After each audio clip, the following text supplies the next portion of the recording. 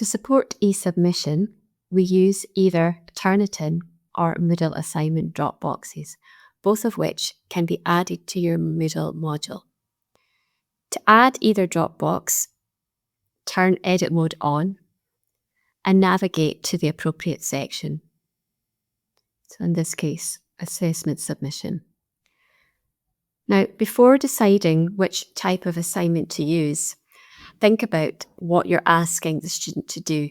For example, Turnitin supports the traditional text-based submission. Moodle Assignment, on the other hand, supports a number of different assessment types. And as we move away from the traditional text-based submission, more and more people are using Moodle Assignment because it's a much more flexible Dropbox in terms of its size and also the submissions that it will accept.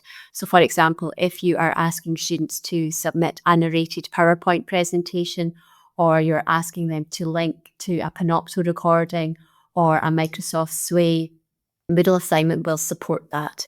More information about the different types of assignment can be found on the useful links on the Moodle homepage. So to add any type of assignment to your module, you would click on this plus icon and add activity or resource and select all. I'm going to add a Turnitin assignment. So to do that, I shall click on Turnitin assignment 2. So be sure to give the assignment a meaningful and descriptive name, something that's going to make sense to both you and to the student. Now, most of these default settings apply, and you wouldn't find normally that you would need to change these, but you can do the same with grade and leave that as the default.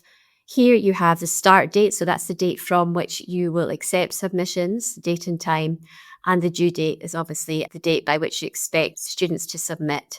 Now, post date, what that means is this is the date students will be able to access feedback and their grade. So this is sort of the most important one. Be sure to make this at least, we say recommend about 3 weeks after the due date to allow time for marking. You can, of course, change the post date if you are falling behind with marking for whatever reason. Similarity reports allow submissions after the due date. So that's up to you whether your module team are willing to accept submissions after the due date. If you leave that as no, then students will not be able to submit. However, if you change that to yes, then students can submit, but their assignment will be shown in red, so you will know that it has been submitted after the due date.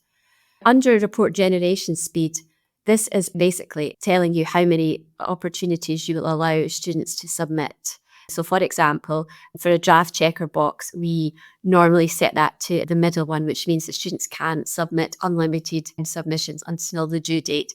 Whereas for a summative Dropbox, its final Dropbox, we tend to apply the first setting, which means that students only have one attempt to submit. But again, that's up to you and the module team to decide.